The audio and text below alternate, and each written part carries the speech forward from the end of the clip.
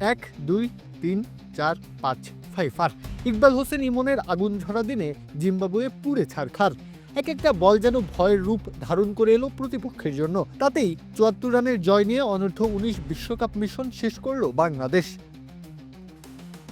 হারানোর কিছু নেই, প্রাপ্তির খাতায়ও আর যোগ হবে না কিছু। নিয়ম রক্ষার ম্যাচে টস জিতে ব্যাটিংটা বেছে নিয়েছিল বাংলাদেশ।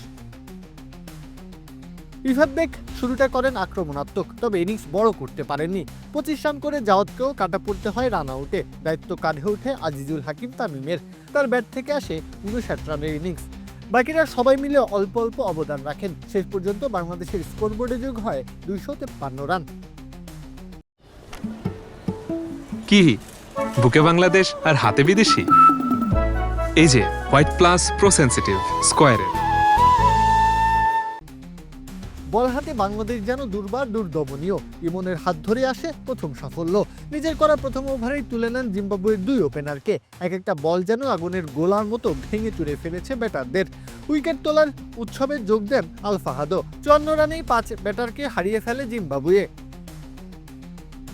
তবে ইমনের আক্রমণ তখনও চলল সমান তালে। বোলিং কোটা পূর্ণ করে ২৪ রান খরচায় নিয়েছেন ৫ উইকেট।